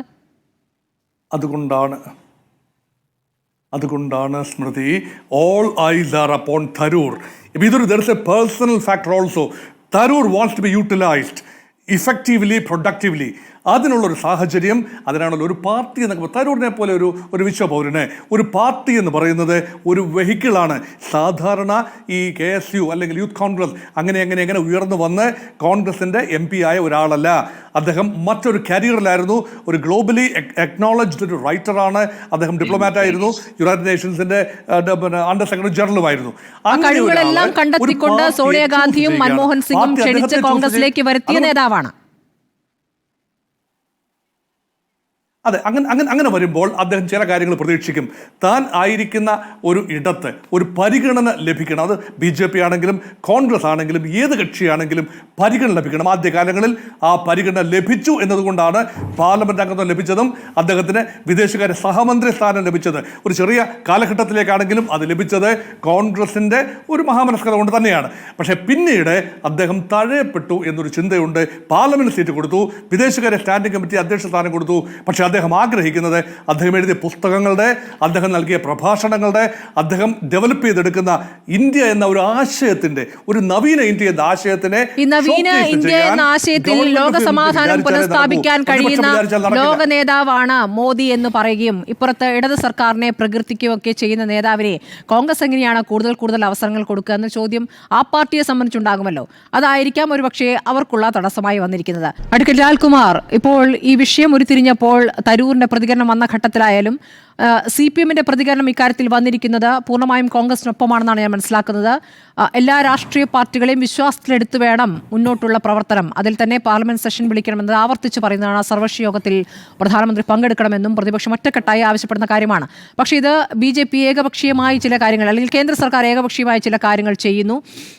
അത് ഞങ്ങൾ കുറച്ചുപേർ അറിഞ്ഞാൽ മതി, ഞങ്ങൾ തീരുമാനിക്കും, നിങ്ങൾ കേട്ടാൽ മതി, ഇങ്ങോട്ട് ചോദ്യങ്ങൾ വേണ്ട എന്നൊരു സമീപനമാണോ വ്യക്തമാവുന്നത്? അല്ല, ഈ എൻറ്റയർ എപ്പിസോഡിൽ ശ്രീമാറിയേട്ടൻ പറഞ്ഞ ഒരുപാട് കാര്യങ്ങൾക്ക് വളരെ റെലവൻസ് ഉണ്ട്. കാരണം നോക്കൂ, ശശി തരൂർ എന്ന് പറയുന്ന വ്യക്തി ഒരു രാഷ്ട്രീയക്കാരൻ, ഫോർമർ ഡിപ്ലോമാറ്റ്. അദ്ദേഹം ഇന്ത്യ മറ്റൊരു രാജ്യവുമായി സംഘർഷത്തിൽ, യുദ്ധം എന്നതിനെ വിളിക്കാൻ പറ്റുമെന്ന് എനിക്കറിയത്തില്ല, എനിക്ക് ഏറ്റവും ആപ്റ്റായിട്ടുള്ള വേർഡ് എൻ്റെ മലയാളം വേർഡിലാണ്, സംഘർഷത്തിൽ ഏർപ്പെട്ടിരിക്കുന്നു. യുദ്ധമായിട്ടില്ല. അപ്പോൾ ഒരു സംഘർഷത്തിൽ ഏർപ്പെട്ട് നിൽക്കുമ്പം എൻ്റെ, സ്മൃതിയുടേത് അല്ലെങ്കിൽ രാജേഷിൻ്റേത്, എല്ലാവരുടെയും ഉത്തരവാദിത്തപ്പെട്ട കാര്യമാണ് നമ്മൾ രാഷ്ട്രത്തിനോടൊപ്പം നിൽക്കുക. അതിനകത്ത് ഒരു ചോദ്യവുമില്ല, ഒരു പറച്ചിലുമില്ല. കാര്യം നമ്മൾ ലോകത്തോട് വിളിച്ചു പറയാൻ ആഗ്രഹിക്കുന്നത്, ഇന്ത്യ എന്ന ദേശരാഷ്ട്രം തീവ്രവാദത്തിനെതിരെ നിലകൊള്ളുന്നു. പാകിസ്ഥാനിൽ നിന്ന് വരുന്ന തീവ്രവാദത്തെ നമുക്ക് ഒരു കാരണവശാലും അംഗീകരിക്കാൻ പറ്റില്ല എന്ന ശബ്ദം ആകാൻ തരൂറിന് കേന്ദ്ര സർക്കാരിലുള്ള പല ആൾക്കാരെക്കാട്ടിലും വൃത്തിയായി കഴിഞ്ഞു എന്നുള്ള കാര്യത്തിൽ എനിക്കൊരു സംശയമില്ല. അദ്ദേഹം കൊടുത്ത വേൾഡ് മീഡിയയ്ക്ക് കൊടുത്ത ഇൻ്റർവ്യൂകൾ, അദ്ദേഹത്തിൻ്റെ ആർട്ടിക്കുലേറ്റ് ഇംഗ്ലീഷ്, ഇതൊക്കെ നമ്മളെ മൊത്തത്തിൽ പ്രയോജനപ്രദമായി വന്നിട്ടുണ്ടെന്നുള്ള കാര്യത്തിൽ എനിക്കൊരു സംശയം പോലുമില്ല. പക്ഷേ അവിടെ അപകടകരമായ ഒരു പൊളിറ്റിക്കൽ പൊസിഷൻ അദ്ദേഹം എടുത്തിട്ടുണ്ടെന്നുള്ളതാണ്. നോക്കൂ, ഞാൻ എന്ന വ്യക്തി പാകിസ്ഥാനെതിരെ എൻ്റെ രാഷ്ട്രത്ത് വന്ന് ആക്രമിച്ചത് തെറ്റായിപ്പോയി എന്ന് നമ്മൾ പറയുമ്പോൾ തന്നെ നമുക്കൊരു ഇൻറ്റേർണൽ സ്ക്രൂട്ടണി ഉണ്ടല്ലോ. നമ്മുടെ നാട്ടിലെ സർക്കാരിനെ അക്കൗണ്ടബിൾ ആക്കുക എന്നുള്ളത് ഓരോ പൊതുപ്രവർത്തകരുടെയും മാധ്യമപ്രവർത്തകരുടെയും രാഷ്ട്രീയക്കാരുടെയും എല്ലാം ഡ്യൂട്ടിയാണ്. നോക്കൂ, പെഹൽഗാമിൽ നടന്ന ആക്രമണവുമായി ബന്ധപ്പെട്ട് ഒരു ഇൻ്റലിജൻസ് ഫെയിലിയർ ഉണ്ടായിട്ടുണ്ടോ, അല്ലെങ്കിൽ സെക്യൂരിറ്റി ഫെയിലിയർ ഉണ്ടായിട്ടുണ്ടോ? ഇതിൻ്റെ രണ്ടിൻ്റെയും ഉത്തരം പറയേണ്ടത്, അല്ലെങ്കിൽ 28 പേരുടെ ജീവൻ നഷ്ടപ്പെട്ട വിഷയം ഈ രാജ്യത്തുണ്ടായിരിക്കുന്നതിന് കാരണം, അതിന് സെൻട്രൽ ഗവൺമെൻറ്റിൻ്റെ റെസ്പോൺസ് എന്താണ്? സെൻട്രൽ ഗവൺമെൻറ്റിൻ്റെ റെസ്പോൺസ് എവിടെയാണ് പറയേണ്ടത്? പാർലമെൻറ്റിലാണ് പറയേണ്ടത്. ഈ വിഷയം വളരെ വ്യക്തമാണ്. പക്ഷേ ആ ചോദ്യങ്ങൾ ചോദിക്കാനുള്ള സമയമായി കഴിഞ്ഞിരിക്കുന്നു. കാരണം എന്താണ്? ലാൽകുമാർ എന്ന് പറയുന്ന വ്യക്തി സീസ് ഫയർ വരെ കൃത്യമായി നമ്മൾ ഒന്ന് എന്ന് പറയുമ്പം അടുത്ത എൻ്റെ ഡ്യൂട്ടിയാണ്, ഒരു സംശയമില്ല കാര്യത്തിൽ. കേന്ദ്ര സർക്കാർ ഈ വിഷയവുമായി ബന്ധപ്പെട്ട് എന്ത് പറയുന്നു, എന്ത് ലാപ്സാണ് ഈ പറയുന്ന പെഹൽഗാമിൽ നമുക്കുണ്ടായിരിക്കുന്നത്, എങ്ങനെയാണ് നമ്മളത് അഡ്രസ്സ് ചെയ്യാൻ ഉദ്ദേശിക്കുന്നത്, ഇനിയും വരാൻ പോകുന്ന കാലങ്ങളിൽ എങ്ങനെയാണ് നമ്മൾ എന്ത് മെഷേഴ്സാണ് എടുക്കാൻ പോകുന്നത്, ഇങ്ങനെയുള്ള ഒരുപാട് ചോദ്യങ്ങൾ പൗരന്മാർക്ക് കേന്ദ്ര സർക്കാരിനോട് ചോദിക്കേണ്ടതായിട്ടുണ്ട്. അതിന് ചോദിക്കാൻ ഒരു മുഖവും കൂടെയാണ് ഏറ്റവും വ്യക്തമായ, ഈ ലോകം മൊത്തം ഫോറിൻ പോളിസിയുമായി ബന്ധപ്പെട്ട് സംസാരിച്ച് ഈ രാഷ്ട്രത്തെ, ഈ ഫോറിൻ പോളിസിയെക്കുറിച്ച് അദ്ദേഹം ഫാക്സ് ഇന്ത്യ എന്ന് പറഞ്ഞൊരു പുസ്തകം തന്നെ എഴുതിയിട്ടുണ്ട്. അങ്ങനെ പുസ്തകങ്ങൾ എഴുതിയ ഒരു വ്യക്തി കേന്ദ്ര സർക്കാരിനോട് ചോദിക്കണ്ടേ? അദ്ദേഹം സ്റ്റാൻഡിംഗ് കമ്മിറ്റി, കോൺഗ്രസിൻ്റെ പ്രതിനിധിയായി ഇരിക്കുമ്പം, സ്റ്റാൻഡിംഗ് കമ്മിറ്റി മെമ്പറായിട്ടിരിക്കുമ്പം, അല്ലെങ്കിൽ ഫോറിൻ അഫയേഴ്സിൻ്റെ സ്റ്റാൻഡിംഗ് കമ്മിറ്റി മെമ്പറായിട്ടിരിക്കുമ്പം അദ്ദേഹത്തിന് കേന്ദ്ര സർക്കാരിനോട്, പ്രധാനമന്ത്രിയോട്, എക്സ്റ്റേണൽ അഫയേഴ്സ് മിനിസ്റ്ററിനോട് ക്രിട്ടിക്കലായിട്ടുള്ള ചോദ്യങ്ങൾ ചോദിക്കാനുള്ള ഒരു എല്ലാ സാധ്യതകളും ഉണ്ട്. ആ സാധ്യതകൾ അദ്ദേഹം റദ്ദ് ചെയ്തു എന്നുള്ളതാണ് പൂർണ്ണമായി. അതാ പറഞ്ഞത്. നോക്കൂ, രാജ്യം എന്നെ ആവശ്യപ്പെടുമ്പോൾ ഞാൻ ഒന്നിച്ച് നിൽക്കുന്നു. അതിപ്പം കേന്ദ്രം, അദ്ദേഹം പുറത്തു പോകുന്നതുമായി ബന്ധപ്പെട്ട് അദ്ദേഹം രാജ്യത്തിന്റെ ഒപ്പം നിൽക്കണ്ട, അല്ലെങ്കിൽ രാഷ്ട്രം ഒന്നായി നിൽക്കണ്ട എന്നൊന്നും ആരും ഇവിടെ പറഞ്ഞിട്ടില്ല. ചോദിക്കേണ്ട ചോദ്യങ്ങൾ ചോദിക്കുന്നില്ല എന്ന് മാത്രമല്ല, പ്രതിപക്ഷം അദ്ദേഹത്തിന്റെ പാർട്ടി ഉന്നയിക്കുന്ന ചോദ്യങ്ങളെ റദ്ദ് ചെയ്യുക കൂടിയാണ് അദ്ദേഹം ചെയ്തിട്ടുള്ളത്. അതാണ് അവിടെയാണ് അവിടുത്തെ പ്രശ്നം വരുന്നത്. നോക്കൂ, കോൺഗ്രസ് പാർട്ടിയുമായി ബന്ധപ്പെട്ട് കോൺഗ്രസിനെ വളരെ ക്രിട്ടിക്കലായിട്ട് കാണുന്ന ഒരാളാണ് ഞാൻ. കാര്യം എന്നെ സംബന്ധിച്ചിടത്തോളം എൻ്റെ രാഷ്ട്രീയവുമായി പൂർണ്ണമായി എതിർത്ത് നിൽക്കുന്ന ഒരു പാർട്ടിയാണ് കോൺഗ്രസ് പാർട്ടി. സംസ്ഥാനത്ത് വരുമ്പോൾ പൂർണ്ണമായും രാഷ്ട്രീയ എതിർപ്പാണ് ഞാൻ സംസാരിക്കുക. പക്ഷേ ഇവിടെ അതിനകത്തൊരു പ്രശ്നമുള്ളതായിട്ടാണ് ഞാൻ കണക്കാക്കുന്നത്. ഇപ്പോൾ തരൂറിനെ ഫോറിൻ ഡെലിഗേറ്റായിട്ട് വിടുന്നു, തെറ്റൊന്നുമില്ല. അതിനകത്ത് ഗവൺമെൻറ് പിക്ക് ചെയ്യുന്നു. അങ്ങനെ ഗവൺമെൻറ് പിക്ക് ചെയ്യുന്ന സാഹചര്യത്തിൽ പോലും എന്തിനാണ് കോൺഗ്രസിൻ്റെ പ്രതിനിധികളെ അവർ ചോദിച്ചത്? കോൺഗ്രസിൻ്റെ പ്രതിനിധികളെ ചോദിച്ച ശേഷം ഈ പറയുന്ന അദ്ദേഹത്തിനെ ഒഴിവാക്കുന്ന ഒരു സാഹചര്യം, അല്ലെങ്കിൽ കോൺഗ്രസ് അദ്ദേഹത്തിനെ ഒഴിവാക്കിയ സാഹചര്യം ശരിയല്ല. കാര്യം കോൺഗ്രസ് ഉറപ്പായിട്ടും അദ്ദേഹത്തിനെ ആ ലിസ്റ്റിൽ വെക്കണമായിരുന്നു. ആ കാര്യത്തിലും ബി.ജെ.പിയുടെ രാജേഷ് പറഞ്ഞതിനോട് എനിക്ക് യോജിപ്പാണ്. പക്ഷേ കോൺഗ്രസിനൊരു ചോയ്സ് അവർ കൊടുത്തു, കോൺഗ്രസ് തീരുമാനിക്കട്ടെ എന്നുള്ളൊരു തീരുമാനത്തിലേക്ക് എത്തിയിരിക്കുന്നു. ഇവിടെ സംഭവിക്കുന്ന പ്രശ്നം എന്നറിയോ? തരൂർ പറയുന്നതും കോൺഗ്രസ് പറയുന്നതും തമ്മിൽ ഒരു ബന്ധവുമില്ല. അത് കോൺഗ്രസ് പറയുന്നത് ഞാൻ പറയുന്നത് പോലും തമ്മിൽ പല കാര്യത്തിലും എതിർപ്പുള്ളപ്പോഴും ബന്ധമുണ്ട്. കോൺഗ്രസിന് ആണോ തരൂർ പണിയെടുക്കുന്ന കാര്യത്തിൽ ഇപ്പോൾ സംശയം വരുന്ന രീതിയിലാണ് കാര്യങ്ങൾ തീരുമാനിക്കുന്നത്. നോക്കൂ, രാഷ്ട്രം എന്ന് പറയുന്ന എൻ്റെ രാജ്യ താല്പര്യവും എൻ്റെ ഈ രാജ്യത്തോടുള്ള എൻ്റെ സ്നേഹവും അല്ലെങ്കിൽ സ്മൃതിക്കുള്ള സ്നേഹവും അതൊന്നും അല്ലല്ലോ ഇവിടുത്തെ ചോദ്യം. അതിന് മേളിൽ അദ്ദേഹം എന്ത് പ്രവർത്തിക്കുന്നു, ഏതൊക്കെ തലത്തിൽ അദ്ദേഹം ചോദ്യം ചെയ്യുന്നു, അദ്ദേഹം പാർലമെന്റിൽ ഏത് രീതിയിൽ. ഇപ്പം ഒരു ഉദാഹരണം പറയാം, ഇന്റലിജൻസ് ഫെയിലിയർ ഉണ്ടായതുമായി ബന്ധപ്പെട്ട് അദ്ദേഹം പറഞ്ഞത് ഒരു ഉദാഹരണമാണ് ഞാൻ പറയുന്നത്. അദ്ദേഹം കരൺ താപ്പറിന് കൊടുത്ത ഇന്റർവ്യൂവിനകത്ത് അദ്ദേഹം പറയുന്നുണ്ട്, ഇന്റലിജൻസ് ഫെയിലിയർ ഇസ്രായേലിലും നടന്നില്ലേ, സെക്യൂരിറ്റി ഫെയിലിയർ ഇസ്രായേലിലും ഹമാസിനെതിരെ നടന്നില്ലേ? നടന്നു. ആ ചോദ്യം തന്നെ ലാൽകുമാർ ഈ പറയുന്ന അല്ലെ ശശി തരൂർ പാകിസ്ഥാനുമായി ബന്ധപ്പെട്ട ഒരു വിഷയത്തിൽ ചോദിക്കുകയാണെങ്കിൽ കറക്റ്റാ. പക്ഷേ ഇന്റലിജൻസ് ഫെയിലിയർ നടന്നില്ലേ, ഈ പറയുന്ന സെക്യൂരിറ്റി ഫെയിലിയർ നടന്നില്ലേ എന്നുള്ളത് ആഭ്യന്തരമായി ചോദിക്കുമ്പോൾ അതിന്റെ മാനം വരെയാ. ഒരു സംശയമില്ല കാര്യത്തിൽ. ആ മാനം അദ്ദേഹത്തിന് എന്തുകൊണ്ട് മനസ്സിലാക്കുന്നില്ല? അപ്പൊ എല്ലാം രാജ്യം രാജ്യം രാജ്യം എന്ന് പറഞ്ഞ് അദ്ദേഹം പ്രഖ്യാപിച്ചതിനെ കുറിച്ചും അദ്ദേഹത്തിന് സംശയങ്ങളില്ല. അതെ, അതാ പറഞ്ഞേ, ട്രംപ് സീസ് ഫയർ പ്രഖ്യാപിച്ചത് നമുക്കെല്ലാം അറിയാം. ഇവിടുത്തെ രാജ്യത്തെ വാർത്താ മാധ്യമങ്ങളെല്ലാം റിപ്പോർട്ട് ചെയ്തതാണ് ട്രംപാണ് സീസ് ഫയർ പ്രഖ്യാപിച്ചതെന്ന്. അത് കഴിഞ്ഞ് കേന്ദ്ര സർക്കാർ ഫോളോ ചെയ്തു. ഞാനിപ്പോൾ പറഞ്ഞാൽ കേന്ദ്ര സർക്കാർ പറയുന്നതിനെ വിശ്വസിക്കാൻ നമുക്ക് വേണമെങ്കിൽ വിശ്വസിക്കാം. നമ്മൾ മീഡിയേറ്ററായിട്ട് ഒരാളെയും കൊണ്ടുവന്നിട്ടില്ല. കേന്ദ്ര സർക്കാർ പറയുന്നതിനെക്കാട്ടിലും കൂടുതൽ കേന്ദ്ര സർക്കാരിന് ലോജിക് ഉണ്ടാക്കി കൊടുക്കുന്ന ശശി തരൂർ ആണെന്നുള്ളതാണ്. അതെന്തിനാ ശശി തരൂർ ചെയ്യുന്നത്? അപ്പൊ പിന്നെ സ്വാഭാവികമല്ലേ ബി.ജെ.പി ആദ്യം ആ പേര് തിരഞ്ഞെടുക്കുക എന്നത്? അതാണ് ഇപ്പൊ ഇതിനകത്ത് ഈ പറയുന്ന ഞാൻ ഇന്നിരിക്കുന്ന ചർച്ചയിൽ ശ്രീകുമാറിയേട്ടൻ ഉൾപ്പെടെയുള്ള ആൾക്കാർ പറഞ്ഞതുമായി ബന്ധപ്പെട്ട ഈ ചർച്ചയുടെ മാനം അറിയണമെങ്കിൽ അദ്ദേഹം എക്സ് ഒഫീഷ്യോ ആയിട്ട് അതിനകത്ത് വന്നതാണോ എന്നുള്ളത് അവിടെ നിൽക്കട്ടെ. ഇതിനെ മാനം അറിയണമെങ്കിൽ വരാൻ പോകുന്ന ദിവസങ്ങളിൽ ഈ പറയുന്ന എന്ത് കുത്തിത്തിരിപ്പാണ് ശശി തരൂർ ഇതിനകത്ത് ഉണ്ടാക്കുന്നതെന്നും അത് കഴിഞ്ഞ് എന്ത് നിലപാടാണ് രാഷ്ട്രീയമായി അദ്ദേഹം എടുക്കാൻ പോകുന്നതെന്നും നമുക്ക് കണ്ടറിയേണ്ടതായിട്ടുണ്ട്. അദ്ദേഹത്തിന്റെ നിലപാട് നോക്കൂ, ഫോറിൻ പോളിസിയുമായി ബന്ധപ്പെട്ട് അദ്ദേഹത്തിന്റെ നിലപാടുകൾക്ക് വാല്യൂ ഉണ്ടോ എന്ന് ചോദിച്ചാൽ വ്യക്തമായി വാല്യൂ ഉള്ള ഒരാളാണ്, വ്യക്തമായി പറയാനുള്ള ഒരാളാണ്. അദ്ദേഹം രാജ്യത്തെ ഒരു റിസോഴ്സ് ആയിട്ട് ഉപയോഗിക്കണം എന്നുള്ള കാര്യത്തിൽ എനിക്ക് സംശയമില്ല. അദ്ദേഹം ഈ പറയുന്ന അമേരിക്കൻ അഡ്മിനിസ്ട്രേഷനുമായിട്ട് അല്ലെങ്കിൽ അമേരിക്കയിൽ വർഷങ്ങളോളം ജീവിച്ച മനുഷ്യൻ എന്നുള്ള നിലയിൽ അദ്ദേഹത്തിന് അമേരിക്കയിൽ ഒരുപാട് ബന്ധങ്ങളുള്ള ആളാണ്. അദ്ദേഹത്തെ തന്നെ ഹെഡായി അമേരിക്കയിൽ വിടുന്നതിലും എനിക്ക് വിരോധമില്ല. പക്ഷേ തരൂർ രണ്ടുമില്ല, രണ്ട് വള്ളത്തിൽ കൂടെ കാലത്ത് ചവിട്ടി നിൽക്കുന്ന ഒരു രാഷ്ട്രീയ വ്യക്തതയില്ലാത്ത രീതിയിൽ ഇടപെടാൻ ശ്രമിക്കുന്നത് നമ്മൾ പലപ്പോഴും കണ്ടിട്ടുണ്ട്. അതവിടെ നിൽക്കട്ടെ. അതുകൂടാതെ ഈ വിഷയം വന്നപ്പോഴത്തേന് നേഷൻ ഫസ്റ്റ് എന്ന് പറയുന്ന പൊസിഷൻ എടുക്കുന്നതിൽ പോലും നേഷൻ എപ്പോഴാണ് ഇമ്പോർട്ടൻ്റ് ആയിട്ട് വരിക? അത് പാകിസ്ഥാനുമായിട്ട് ബന്ധപ്പെടുക നേഷൻ വരിക. എൻ്റെ ചോദ്യം, ഞാൻ രാജേഷിനോടൊരു ചോദ്യം ചോദിക്കുമ്പം എനിക്കപ്പോൾ ഈ രാജ്യത്തോട് താല്പര്യമില്ലാഞ്ഞിട്ടാണോ രാജേഷിനെ ഞാൻ ചോദ്യം ചെയ്യുന്നത്? അല്ല, എനിക്ക് ഈ രാജ്യത്ത് താല്പര്യമുള്ളപ്പോഴും 28 പേരുടെ ജീവൻ നഷ്ടപ്പെട്ടതുമായി ബന്ധപ്പെട്ട കേന്ദ്ര സർക്കാരിൻ്റെ നയം എന്താണെന്നുള്ള ചോദ്യം അത് ഭരണകൂടത്തിനോട് ഞാൻ ചോദിക്കേണ്ട ചോദ്യമല്ലേ? അത് എനിക്ക് ഈ രാജ്യത്തോടുള്ള താല്പര്യം ഇല്ലാഞ്ഞിട്ടാണോ?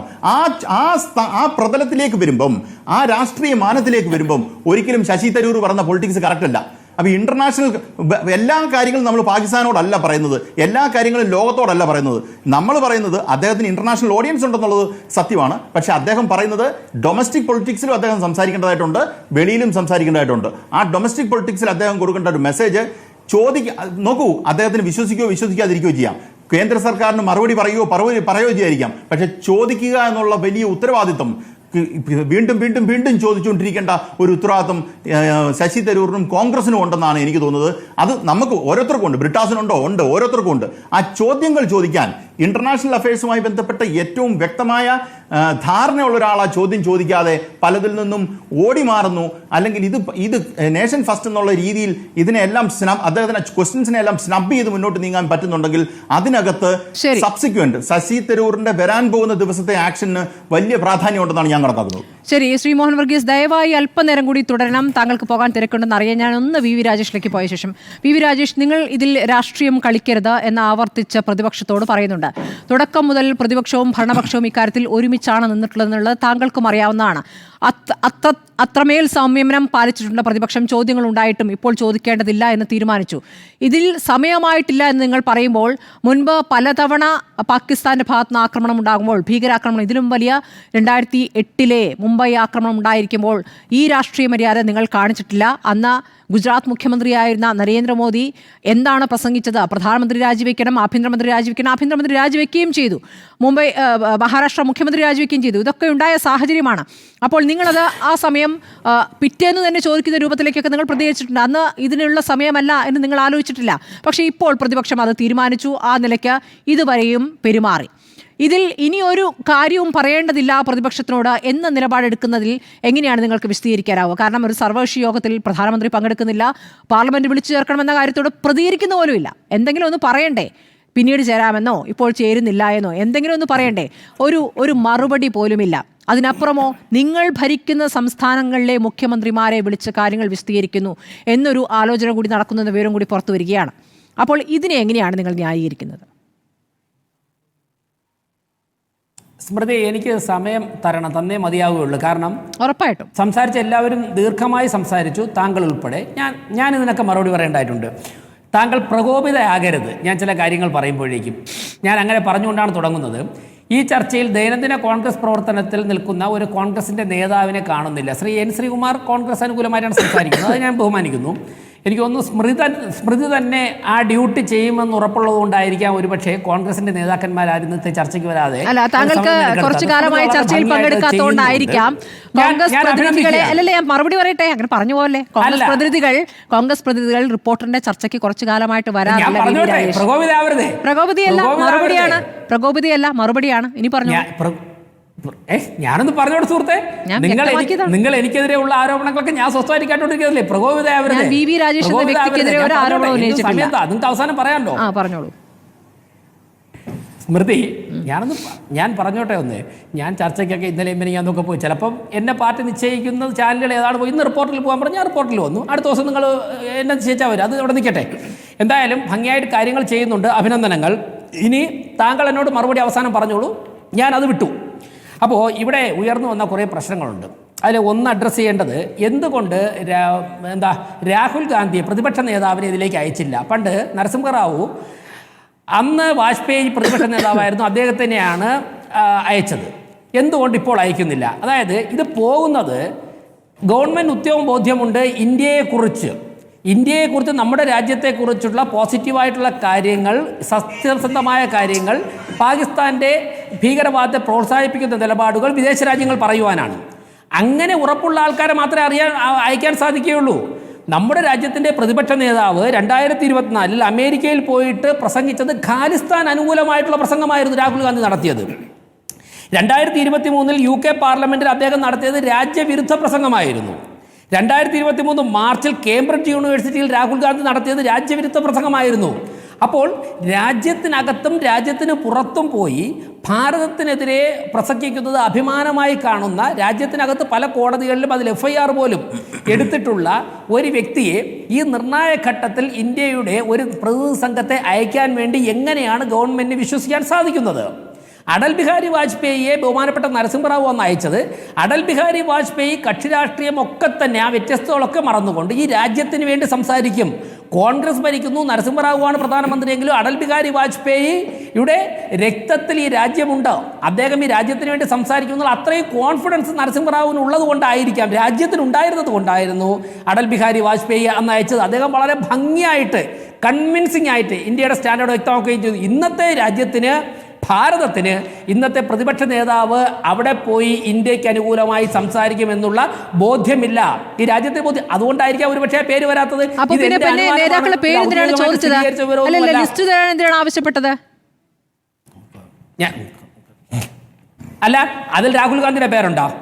രാഹുൽ ഗാന്ധിയുടെ പേര് പ്രതിപക്ഷം പറഞ്ഞു. പ്രതിപക്ഷം നൽകിയ പട്ടികയിൽ രാഹുൽ ഗാന്ധിയുടെ പേരുണ്ടോ? അല്ല, ഇന്ത്യൻ, ഞാൻ ചോദിക്കട്ടെ, കോൺഗ്രസ് കൊടുത്ത പേരിൽ എന്താ, ലിസ്റ്റിൽ എന്താ രാഹുൽ ഗാന്ധിയുടെ പേരില്ലാത്തത്? കോൺഗ്രസ് നേതാക്കന്മാർ പോലും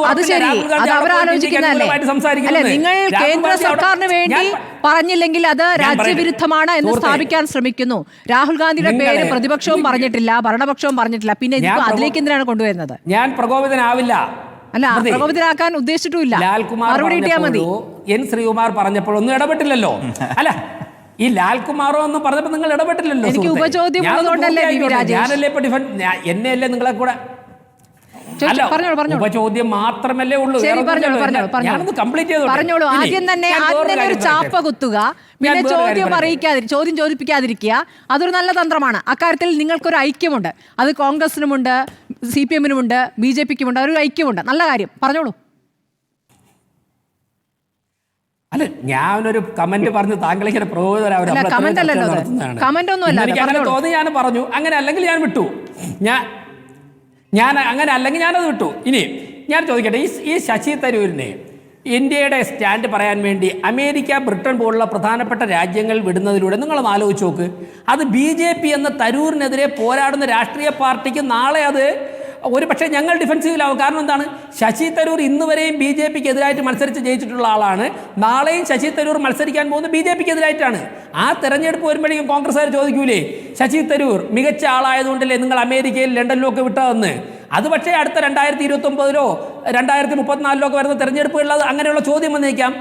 അപ്പോൾ ഞങ്ങളുടെ മനസ്സിൽ ആ രാഷ്ട്രീയ പ്രതിസന്ധി ഒന്നുമില്ല. ഇപ്പോൾ അദ്ദേഹം കോമ്പീറ്റൻ്റ് ആണ്. അദ്ദേഹമാണ് ഏറ്റവും നന്നായിട്ട് ഈ കാര്യങ്ങൾ അവിടെയൊക്കെ അവതരിപ്പിക്കാൻ പറ്റുന്ന വ്യക്തി എന്നല്ലേ ഞങ്ങൾ ചിന്തിച്ചത്. നാളെ ഞങ്ങൾ പ്രതിസന്ധിയിലാവും ഞങ്ങൾ ചിന്തിച്ചിട്ടില്ലല്ലോ.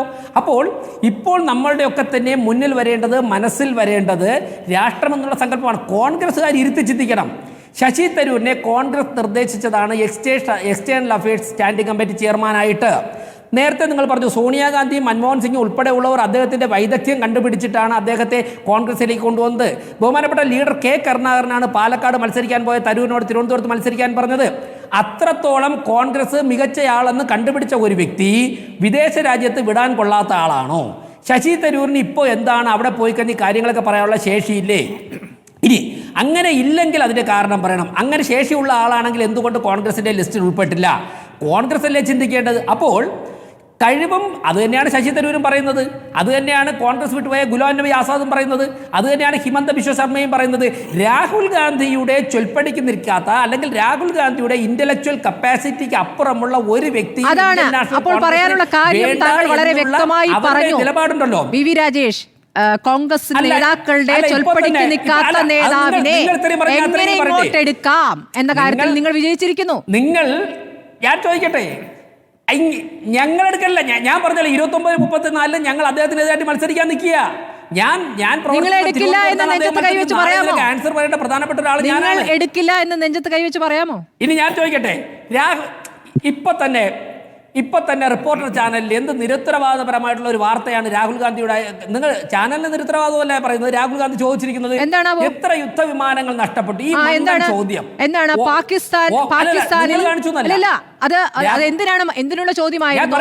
വിദേശകാര്യമന്ത്രി പറയുന്നു, ജയശങ്കർ പറയുന്നു, പാകിസ്ഥാനിൽ ആക്രമണം നടത്തും മുമ്പ് ഞങ്ങൾ മെസ്സേജ് അയച്ചിരുന്നു, പാകിസ്ഥാന് ആക്രമണം നടത്തുമെന്ന് അറിയിച്ചിരുന്നു എന്ന് പറയുമ്പോൾ പറയുന്ന മറുപടി ചോദ്യമായിട്ടാണ് ഈ വാർത്ത വന്നിരിക്കുന്നത്.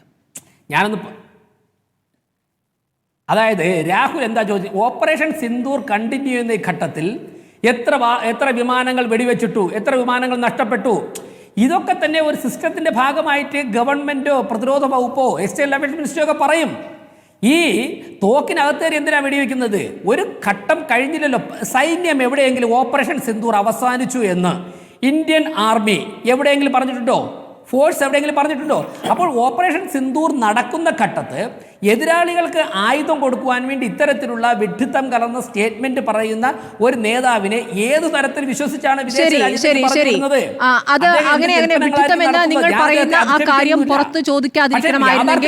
ഒരു സർവകക്ഷി യോഗം വിളിച്ചിട്ട് അതിൽ പ്രധാനമന്ത്രി സംസാരിക്കാമായിരുന്നു, അല്ലെങ്കിൽ പാർലമെന്റ് സെഷൻ വിളിക്കാമായിരുന്നു. അപ്പോൾ തമ്മിൽ സംസാരിച്ച് നിങ്ങൾക്കിടയിൽ ഒരു ഐക്യം ഉണ്ടാക്കാമായിരുന്നല്ലോ. അത് നിങ്ങൾ ചെയ്തില്ല. ഞാൻ വരാം വി രാജേഷ്, ഒരു മിനിറ്റ്. ഞാൻ അദ്ദേഹം പോകുന്നതുകൊണ്ടാണ് മോഹൻ വർഗീസ് പോകുന്നതുകൊണ്ടാണ്. ശ്രീ മോഹൻ വർഗീസ്, ഇതിൽ കോൺഗ്രസിന്റെ നിരുത്തരവാദപരമായ സമീപനം കൊണ്ടാണ് ഇപ്പോൾ തരൂർ എന്ന പേരിലേക്ക് നേരിട്ട് കേന്ദ്ര സർക്കാർ പോയതിന് കാരണമെന്ന് പറയുന്നു. രാഹുൽ ഗാന്ധി എന്ന പ്രതിപക്ഷ നേതാവിനെ വിശ്വസിക്കാൻ പറ്റില്ല എന്ന് പറഞ്ഞാൽ വിദേശത്ത് പോയി ഇപ്പോൾ അദ്ദേഹം പ്രതിനിധി സംഘത്തിൽ ഉണ്ടായിരുന്നെങ്കിൽ രാജ്യവിരുദ്ധമായ സമീപനം അവിടെ എടുത്തേനെ എന്നാണ് BJP സംശയിക്കുന്നത്. സ്മൃതി, ഇതൊരു അസംഷൻ മാത്രമാണ്. ഇന്ത്യ എന്ന വളരെ വളരെ മെച്വറായ ഒരു ജനാധിപത്യ സംവിധാനത്തിലെ പാർലമെന്റിലെ പ്രതിപക്ഷ നേതാവിനെ നിരുത്തരവാദപരമായി മാത്രമേ വിദേശകാര്യത്തെ കാണാനാവൂ എന്ന നറേറ്റീവ് യഥാർത്ഥത്തിൽ ഇന്ത്യക്ക് അപമാനമാണ്. അങ്ങനെയല്ല, ഞാനത് വിശ്വസിക്കുന്നില്ല. ഒരു given an opportunity Rahul Gandhi would perform very well. അത് മുൻകാലങ്ങളിലെ ട്രാക്ക് റെക്കോർഡെല്ലാം ചൂണ്ടിക്കാണിച്ചുകൊണ്ട് അമേരിക്കയിൽ അത് പറഞ്ഞു, അവിടെ അത് പറഞ്ഞു, ഇത് പറഞ്ഞു. ഇത് നറേറ്റീവ് വേറെയാണ്. ഇത് പാകിസ്ഥാനുമായൊരു വിഷയമാണ്.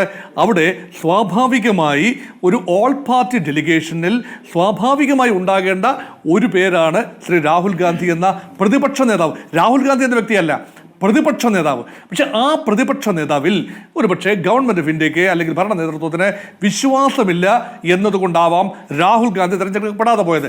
ഭരണ നേതൃത്വത്തിന് വിശ്വാസമുള്ള ഒരാളാണ് തരൂർ. അതിന് പിന്നിൽ തരൂറിന്റെ സെലക്ഷന് പിന്നിൽ രാഷ്ട്രീയം ഉണ്ട് ഇല്ല എന്ന് ആരും പറയുന്നില്ല. പക്ഷേ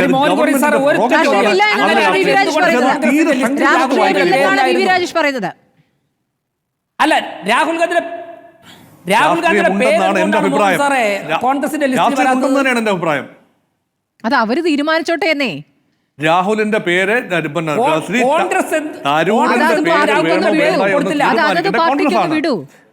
പക്ഷെ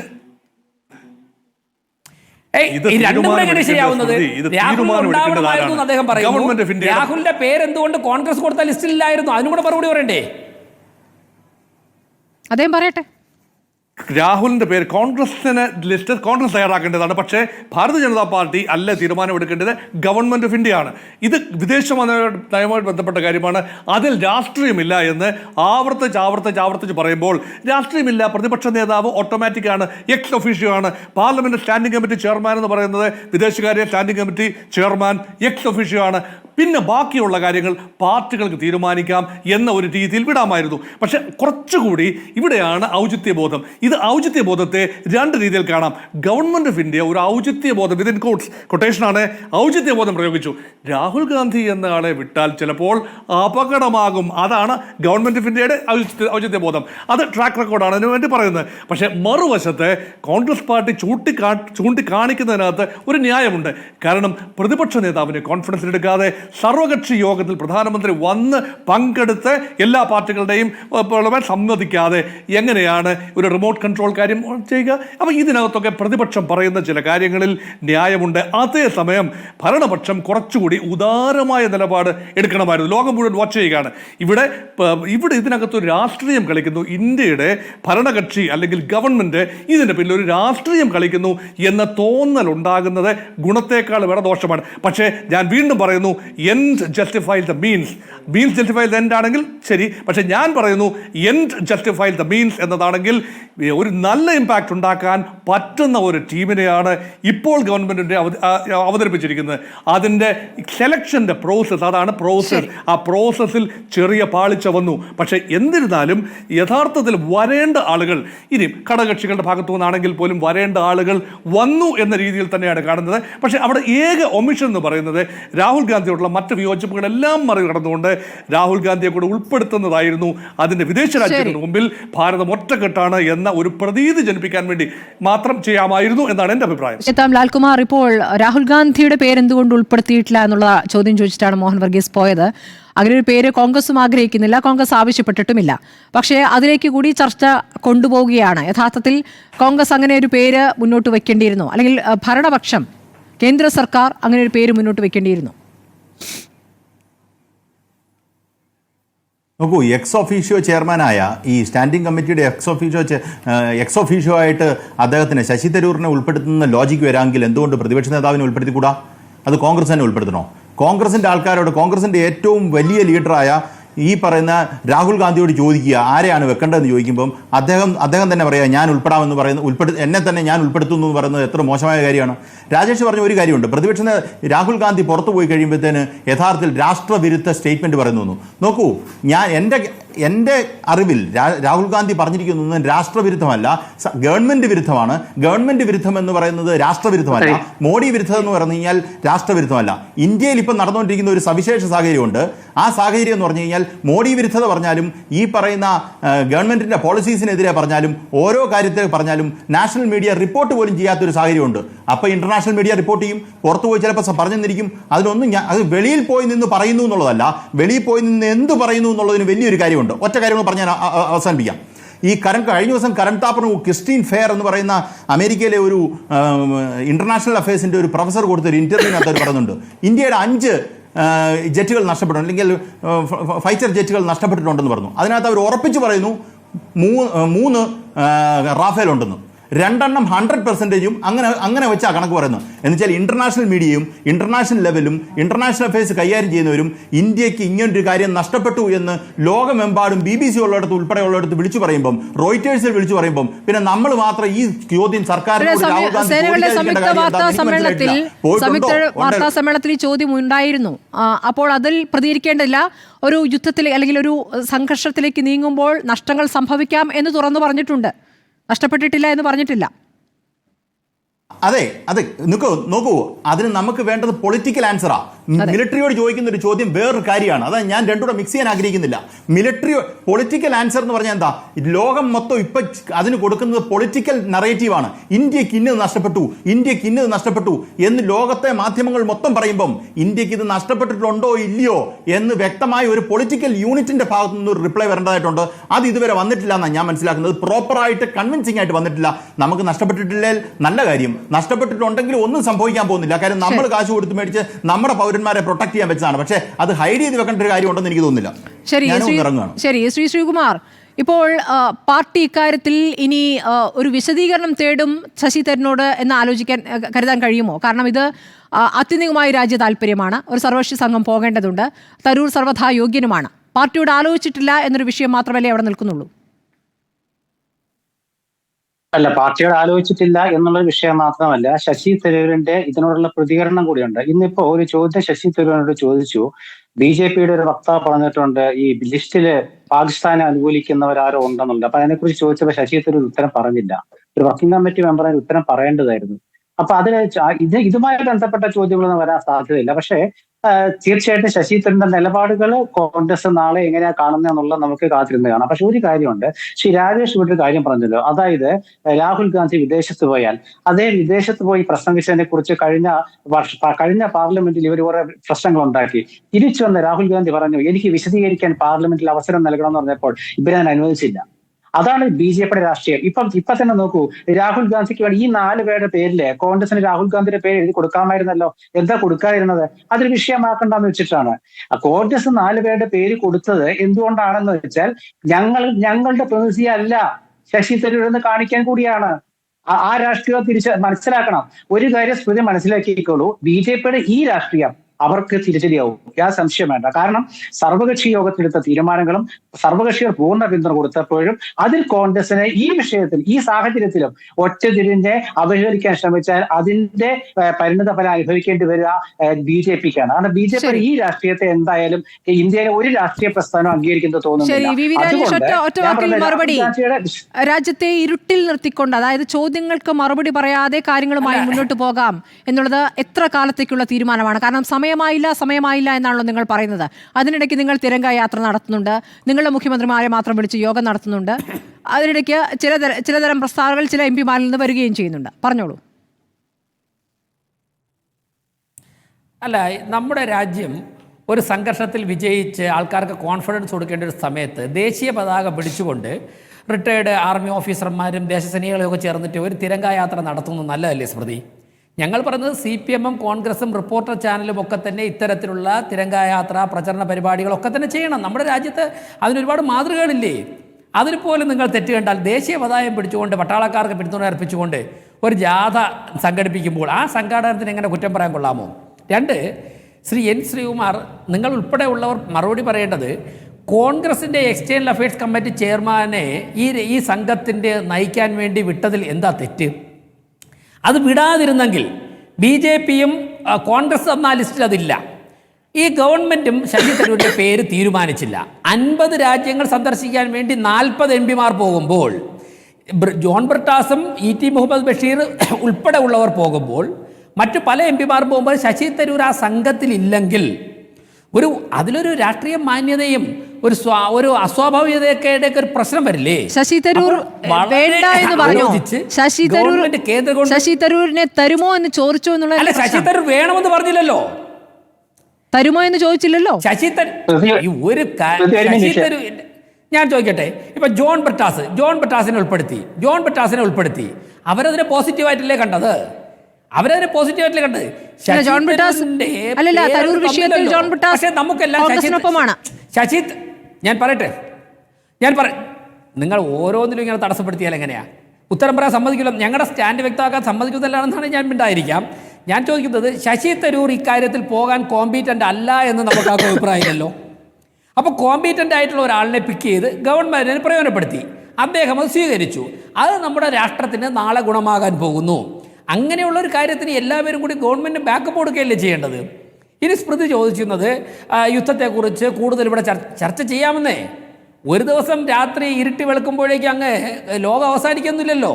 നമ്മുടെ ഫോഴ്സ് പറയട്ടെ, നമുക്ക് വേണ്ടി അതിർത്തികളിൽ ഫൈറ്റ് ചെയ്യുന്നവർ ഇന്നലെയും അവർ ട്രാലിലൊക്കെ തന്നെ ഫൈറ്റ് ചെയ്ത് 3-4 ഭീകരവാദികളെ വധിച്ചിട്ട് നമ്മളിവിടെ ഇങ്ങനെ AC റൂമിൽ ചർച്ച ചെയ്യുമ്പോഴും ആ പട്ടാളക്കാരവിടെ കിടന്ന് കഷ്ടപ്പെടുകയാണ്. അതൊന്ന് അടങ്ങിയതിന് ശേഷം നമ്മളൊക്കെ തന്നെ ഇവിടെ കാണുമല്ലോ. നമ്മുടെ ചാനൽ കാണും, നമ്മുടെ പാർലമെന്റ് കാണും, ഞാൻ നിങ്ങളൊക്കെ തന്നെ ഇവിടുത്തെ കാണുമല്ലോ, നമ്മുടെ പാർട്ടികളൊക്കെ കാണുമല്ലോ. ചർച്ച ചെയ്യാം. തുടരുന്ന പ്രക്രിയയാണ്, അത് തുടരുക തന്നെ വേണം. അതിലാർക്കും തർക്കമില്ല. സൈന്യത്തിന്റെ പ്രവർത്തനത്തെ ഇവിടെ ആരും കുറ്റപ്പെടുത്തിയിട്ടുമില്ല. ഇവിടെ പ്രതിപക്ഷത്തെ കൂടി വിശ്വാസത്തിലെടുത്തുകൊണ്ട്, പ്രതിപക്ഷത്തെ കൂടി കാര്യങ്ങൾ ബോധ്യപ്പെടുത്തിക്കൊണ്ട് സർക്കാർ മുന്നോട്ട് പോകണം എന്ന ആവശ്യം മാത്രമേ ഉന്നയിച്ചിട്ടുള്ളൂ. ആ ആവശ്യം കേട്ടതായി പോലും ഭാവിച്ചിട്ടില്ല. നിങ്ങൾ വേറെ ഒരു വഴിക്ക് തന്നെ പോവുകയാണ്. ആ വഴിയിൽ മറ്റാരുടെയും ചോദ്യങ്ങൾക്ക് ഉത്തരം നൽകാതെ മുന്നോട്ട് പോകുന്നു എന്നതുകൊണ്ടാണ് ഈ വിഷയം ചർച്ച ചെയ്യേണ്ടി വന്നത്. വളരെ നമ്മുടെ സമയം കഴിഞ്ഞുകൊണ്ടാണ്. വളരെ നന്ദി Shri BV Rajesh, Mohan Varghese, N. Sreekumar, advocate Lalkumar ചർച്ചയിൽ പങ്കെടുത്തതിന്.